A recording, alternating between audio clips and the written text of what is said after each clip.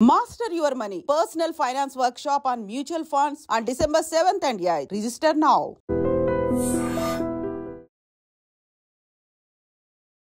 Hi guys, welcome to I dream. నేను మీ Chanakya. And ఇన్ని videos అనేది చూసిన తర్వాత నాకు కూడా ఇన్వెస్ట్ చేయాలని కూడా అనిపిస్తూ ఉంది. అండ్ మీకు కూడా అలాంటి ఆలోచనే ఉంది కదా, నేను కూడా మీలో ఒకరిని కాబట్టి. సో ఇన్వెస్ట్మెంట్ చేసేటప్పుడు టాప్ రేటెడ్ ఫండ్స్లో చేయాలా, లేకపోతే ఎక్కడ ఇన్వెస్ట్ చేస్తే బాగుంటుంది అనే వాటి గురించి కూడా పర్సనల్గా నేను అడుగుతాను, అది మీ తరపు నుంచి. మరి ఇప్పుడు మనతో పాటు దీని గురించి డిస్కస్ చేయడానికి పర్సనల్ ఫైనాన్షియల్ అడ్వైజర్ మరి విజయ్ కర్ణం గారు కూడా ఇప్పుడు మనతో పాటు ఉన్నారు. మరి ఆయన అడిగి తెలుసుకున్నాం. Hi sir. హలో అండి సార్, ఈరోజు complete out of the box topic sir. ఏంటంటే ప్రేక్షకుల్లో ఒకటిగా నేను కూడా వాళ్ళలో ఒకటిని కాబట్టి నా పర్సనల్ థింగ్, నా దగ్గర సమ్ అమౌంట్ అనేది ఉంది, దాన్ని ఇన్వెస్ట్ చేద్దాం అనుకుంటున్నాను. నా ఫోన్లో కూడా కొన్ని థర్డ్ పార్టీ అప్లికేషన్స్ అన్నీ ఉన్నాయన్నమాట. దాంట్లో టాప్ స్టాక్స్, ఇందులో ఇన్వెస్ట్ చేయండి అని చెప్పేసి వస్తూ ఉంది. మరి అసలు అమౌంట్ అనేది వేటి మీద ఇన్వెస్ట్ చేస్తే బెటర్ అంటారు? ఇది చాలా ఇంపార్టెంట్ టాపిక్ అండి. ఎందుకు అంటే చాలామంది ఏం చేస్తుంటారంటే మనకి ఏది రెగ్యులర్గా కనిపిస్తున్నదో అదే కరెక్ట్ అని నమ్మి దాంట్లోనే ఇన్వెస్ట్ చేస్తుంటారు. ప్యూర్ టెక్నికల్ అనాలిసిస్ కానీ ప్యూర్గా దాని గురించి తెలుసుకోవడం కానీ చాలా తక్కువ మంది చేస్తారు. వేరే వాళ్ళు చెప్పారనో, మా ఫ్రెండ్స్ ఆ ఫండ్లో ఇన్వెస్ట్ చేశారో, నేను వేరే దాంట్లో చూసానని చెప్పేసి ఇన్వెస్ట్ చేస్తుంటారు. కానీ ఎండ్ ఆఫ్ ద డే ఏమవుతుంది అంటే అతని ఫినాన్షియల్ కండిషన్ వేరు, అతని రిక్వైర్మెంట్ వేరు, మీ రిక్వైర్మెంట్ వేరు ఉంటుంది. సేమ్ థింగ్ మనం వెబ్సైట్స్లో కానీ, పోర్టల్స్లో కానీ, అప్లికేషన్స్లో కానీ, money control, value research, number of websites ఉంటాయి. మార్నింగ్ స్టార్ అని ఉంటుంది, అడ్వైజర్ కోజ్ అని ఉంటుంది, ఇట్లా నెంబర్ ఆఫ్ వెబ్సైట్స్ ఉంటాయి. వాటిలన్నిట్లలో టాప్ రేటెడ్ ఫండ్స్ అనేసి, టాప్ రేటెడ్ మ్యూచువల్ ఫండ్స్ అనేసి రేటింగ్స్ ఇస్తారు. అవును సార్. మెయిన్ ఇప్పుడు ప్రెసెంట్ ఉన్న జనరేషన్లో ఎక్కువగా రేటింగ్స్ని చూసే సినిమాకి వెళ్తూ ఉంటాం. అవునండి. అలాగే ఈ ఫండ్స్ విషయంలో కూడా నాకు కొన్ని టెంప్టింగ్ అనిపించింది. ఏంటంటే అరే టాప్ అవుట్ ఆఫ్ 5 4.24 వచ్చిందంటే ఇట్ వాస్ నైస్ కదా అని ఇన్వెస్ట్ చేద్దామని ఒక నిమిషం అనిపించింది. అవునండి. కానీ సలహా అనేది మీ దగ్గర నుంచి తీసుకుంటే బాగుంటుంది కదా. కరెక్ట్ అండి. ఎందుకు అంటున్నానంటే ఈ టాప్ రేటెడ్ ఫండ్స్ అనేటివి అవి టాప్ రేటెడ్ ఫండ్స్ అయి ఉండొచ్చు, టెక్నికల్గా టాప్ రేటెడ్ ఫండ్స్ అయి ఉండొచ్చు. మీకు సూట్ అవుతుందా లేదా అనేది ఎవరు చెప్పాలి? మీరే తెలుసుకోవాలి ఫస్ట్ థింగ్. లేదు అంటే ఒక అడ్వైజర్ చెప్పగలగాలి. ఫస్ట్ థింగ్, మీరు ఒక ఇన్వెస్ట్మెంట్ చేస్తున్నారంటే మీ రిస్క్ అప్టైట్ ఎంత, మీరు ఎంత రిస్క్ తీసుకోగలుగుతారు. ఈరోజు ఒక 10 lakhs మీరు ఇన్వెస్ట్ చేస్తారు అనుకుందాం ఫర్ సపోజ్. మార్కెట్ కరెక్షన్లో ఒక 10% వెళ్ళిపోయింది అంటే ఒక 1 lakh నెగిటివ్ కనిపిస్తుంది. అది చూసి మీరు తట్టుకోగలుగుతారా? కొంతమంది ఉంటారు బిజినెస్ చేసేవాళ్ళు, 20% అయినా సరే రిస్క్ తీసుకుంటాను అంటారు, అలా కూడా ఉంటారు. సో ఇప్పుడు ఆ బిజినెస్ పర్సన్కి మీకు సేమ్ ఫండ్స్ నేను చెప్పొచ్చా?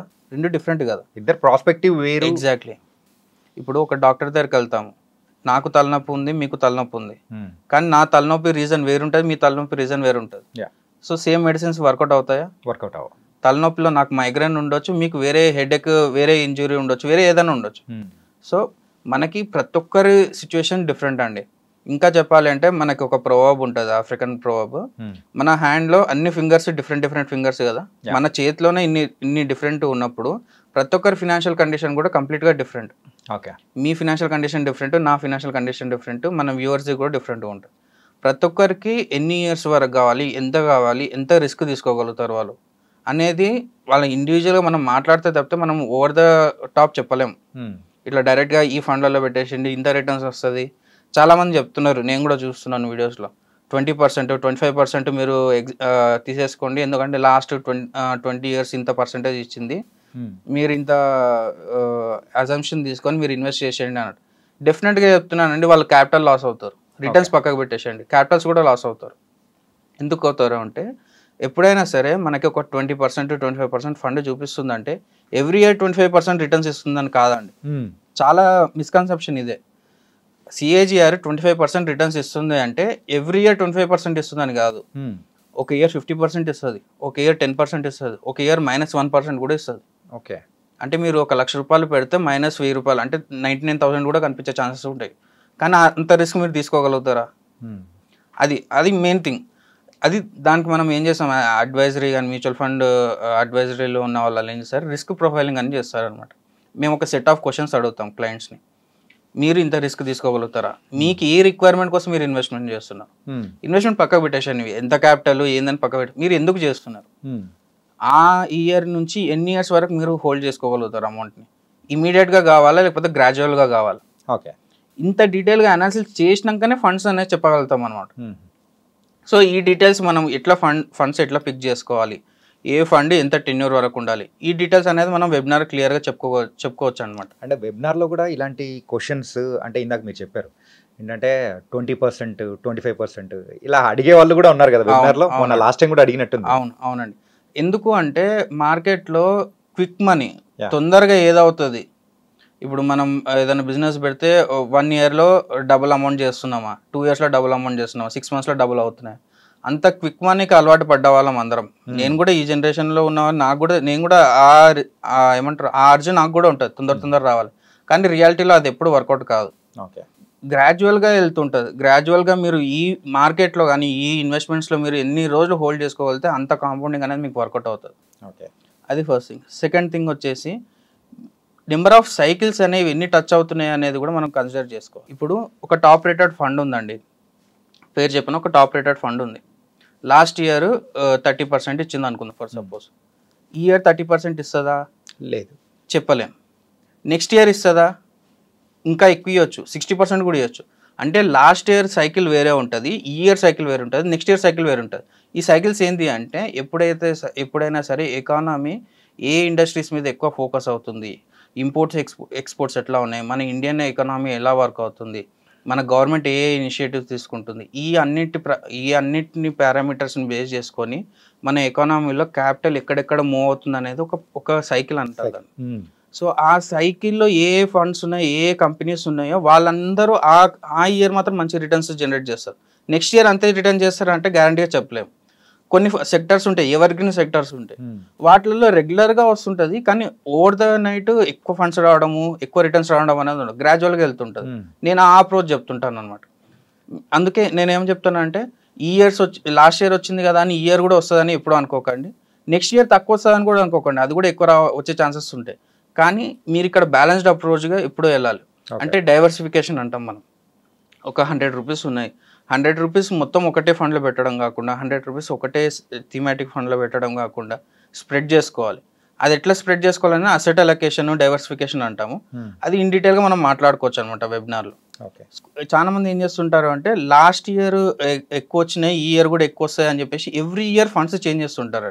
అంటే ఫిక్స్డ్ గా ఒక దాని మీద స్టిక్ అయి ఉంటారు, డిఫరెంట్ గా మార్చేస్తూ ఉంటారు. ఎగ్జాక్ట్లీ. ఈవెన్ ఎస్ఐపిస్ కూడా అట్లా చేస్తుంటారు, ఎవ్రీ ఇయర్ చేంజ్ చేస్తూ ఉంటారు.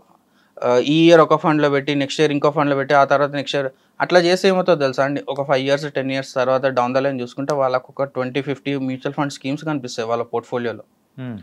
అన్ని స్కీమ్స్ కనిపిస్తే వాళ్ళకి సర్వీస్ ఎవరు ఇస్తారు అంటే, ఫర్ సపోజ్ జస్ట్ ఒక రిడమ్షన్ లేదని ఇష్యూ వచ్చినా కూడా ప్రతి ఏఎంసీకి వాళ్ళు తిరగాల్సి ఉంటుంది. సో ఇంత కాంప్లికేట్ చేసుకోవద్దు ఎప్పుడు మనం ఇన్వెస్ట్మెంట్స్. మ్యూచువల్ ఫండ్స్లో ఇన్వెస్ట్ చేయాలని నేను ప్లానింగ్లో ఉన్నాను. అలాంటి టైంలో ఫర్ ఎగ్జాంపుల్ ఐడియల్గా ఎన్ని ఇయర్స్ అనేది ఇన్వెస్ట్ చేస్తే బెటర్ అంటారు? అదే అండి, నేను ఒక థంబ్ రూల్ అనేది ఎప్పుడు చెప్పలేమండి. ఇప్పుడు సపోజ్ మీకు ఒక సమ్ క్యాపిటల్ ఉంది, మీకు 6 months తర్వాత మీకు ఆ రిక్వైర్మెంట్ ఉంది, నేను అసలు ఈక్విటీ ఫండ్స్ చెప్పాను. ఓకే, 10 years తర్వాత రిక్వైర్మెంట్ ఉంది, అప్పుడు ఈక్విటీ ఫండ్సే చెప్తాను. సో ఈక్విటీ ఫండ్స్లో కూడా దానిలో రిస్క్ అప్టైట్ని బట్టి డిఫరెంట్ ఫండ్స్ ఉంటాయి. మళ్ళీ ఓన్లీ ఈక్విటీ కేటగిరీలోనే ప్రతి ఏఎంసీలో మినిమం 10 funds ఉంటాయి, 10 schemes ఉంటాయి యాక్చువల్గా మళ్ళీ. సో ఇదంతా మనకి ఇన్ డీటెయిల్గా మీ గురించి నాకు కంప్లీట్గా తెలిసి మీ రిక్వైర్మెంట్ ఏంటో నాకు తెలిస్తేనే నేను ఫండ్ చెప్పగలుగుతాను. ఓకే. సో టాప్ రేటెడ్ ఫండ్స్లో మీకు అది ఎక్కడ తెలుస్తుంది? ఏం తెలియదు. 4.5 రేటింగ్ 5 రేటింగ్ ఉన్న ఫండ్స్లో మీరు ఇన్వెస్ట్ చేస్తారు, నెక్స్ట్ బిజినెస్ సైకిల్ అది కిందికి వస్తుంది, మీ రిటర్న్స్ కూడా కిందికి వస్తాయి. ఓకే. ఒక ఫినాన్షియల్ ఇండస్ట్రీలో ఒక కోట్ ఉందండి, all best performing funds this year will be the least performing funds next year అనేసి అంటారు. ఓకే. అంటే ఈ ఇయర్ ఏది బెస్ట్ పర్ఫార్మింగ్ ఫండ్ ఉందో నెక్స్ట్ ఇయర్ అది మీకు టాప్లో కనిపించదు, టాప్ 5లో కనిపించదు, మీకు డెఫినెట్గా కనిపించదు. ఎందుకంటే ఎవ్రీ ఇయర్ చేంజ్ అవుతూ ఉంటుంది. మీరు కూడా అర్థం చేసుకోవాల్సింది ఏంటంటే, మన వ్యూవర్స్ కూడా అర్థం చేసుకోవాల్సింది ఏంటంటే, మ్యూచువల్ ఫండ్ కూడా అదొక ఇండస్ట్రీ, అదొక బిజినెస్, మోరల్లెస్ అది కూడా ఒక బిజినెస్. ఆ బిజినెస్లో కూడా క్యాపిటల్ అన్ని అసెట్స్కి అన్ని ఏఎంసీస్కి రొటేషన్ కావాలి ఈక్వల్గా కావాలి. అంటే అందరూ స్ప్రెడ్ చేసుకుంటారు మనీ. ఏ ఒక్కరి దగ్గర క్యాపిటల్ మొత్తం పూల్ అయితే అక్కడ కూడా మనకి రిస్క్ అనేది పెరిగిపోతుంటుంది. ఒక ఏఎంసీలో ఎక్కువ అమౌంట్ ఉండడం, వేరే ఏఎంసీలో తక్కువ అమౌంట్ ఉండడం అట్లా ఉండదు. అందరూ వాళ్ళ రీసెర్చ్ చేస్తుంటారు, అందరూ వాళ్ళ ఏమంటారు రిస్క్ అప్టైట్ ఏదైతే చూసుకుంటారు, వాళ్ళ క్యాపిటల్ ప్రొటెక్ట్ చేసుకుంటారు. కానీ ఓవరాల్గా యాజ్ ఎ ఇండస్ట్రీని ఇండస్ట్రీ ఒక పాత్లో వెళ్ళాలి అంటే అందరు కలిసే వర్క్ చేస్తారు అక్కడ. సో డౌన్ ద లైన్ ఎట్లా ఉండాలి అనుకునే దాని ప్రకారం మనం చూసుకుంటే టాప్ రేటెడ్ ఫండ్స్ని మనం అవాయిడ్ చేసి మనకి ఏది సెట్ అవుతుంది. నేను అందుకే అంటాను top rated funds best funds నన్ను అడగండి, మీకు ఏ కరెక్ట్ ఫండ్ నన్ను అడగండి, నేను మీకు కరెక్ట్ ఫండ్ చెప్పగలుగుతాను అనేసి అంటాను. ఆ కరెక్ట్ ఫండ్ చెప్పాలంటే అట్లీస్ట్ ఒక 10-15 మినిట్స్ మనం మాట్లాడితే మనకు అర్థమవుతుంది మీకు ఏ ఫండ్ కావాలి అనేది. చాలా మంది ఏమంటారు, సార్ స్మాల్ క్యాప్లో 2 years పెట్టేస్తాను నేను, 20% అట్లా వస్తుంది కదా, తర్వాత 2 years తర్వాత తీసుకుంటాను అంటే 2 years తర్వాత స్మాల్ క్యాప్ సైకిల్ నెగిటివ్లోకి వెళ్ళిపోయింది అనుకోండి, మీ క్యాపిటల్ ఏమవుతుంది అప్పుడు? నెగిటివ్లోకి వెళ్ళిపోతుంది. మీ క్యాపిటల్ అప్రిసియేషన్ పక్కకు పెడితే ఉన్న క్యాపిటల్ కూడా తగ్గిపోతుంది. సో ఈ రిస్క్ అనేది చాలా ఉంటుంది. అండ్ నెక్స్ట్ థింగ్, ఎప్పుడైనా సరే మనము ఒక థర్డ్ పార్టీ అప్లికేషన్ కానీ ఒక వెబ్సైట్ కానీ చూస్తున్నామంటే మనకి ఫియర్ ఆఫ్ మిస్సింగ్, ఫోమో ఎఫెక్ట్ని క్రియేట్ చేస్తారు వాళ్ళు ఏం క్రియేట్ చేస్తారు అంటే ఈ ఫండ్ ఇంత తక్కువలో వస్తుంది, అంటే ఇంత మంచి ఫండ్ ఇది ఇప్పుడు ఇంత నెగిటివ్లో ఉంది, మీరు ఇప్పుడు ఇన్వెస్ట్ చేసి ఇంకా ఎక్కువ రిటర్న్స్ వస్తుంది అంటే మీకు ఎమోషనల్గా మీకు ఎక్కువ ట్రిగర్ చేస్తారు వాళ్ళు. కానీ ఎప్పుడైనా సరే మనం కరెక్ట్ ఫండ్స్ చూస్ చేసుకున్నాం అనుకోండి, మీకు ఈ ఫోమో ఎఫెక్ట్లు అంటే ఏమి ఉండదు. మీరు గ్రాడ్యువల్గా మీరు క్యాపిటల్ కార్పస్ మీరు దానిలో బిల్డ్ చేసుకుంటూ వెళ్ళిపోతారు. Over the period of time మీరు దాన్ని విత్డ్రాల్ చేసుకుంటూ ఉంటారు. సింపుల్గా చెప్పాలంటే మనము ఏదైనా షాప్కి వెళ్ళేటప్పుడు ఏదో ఒకటి కొనుక్కొని రావాలని, అంటే ఒకటి కొనుక్కొని వెళ్ళడానికి వెళ్ళినప్పుడు అది కాకుండా వేరేటి కొనుక్కొని వచ్చేస్తూ ఉంటాం.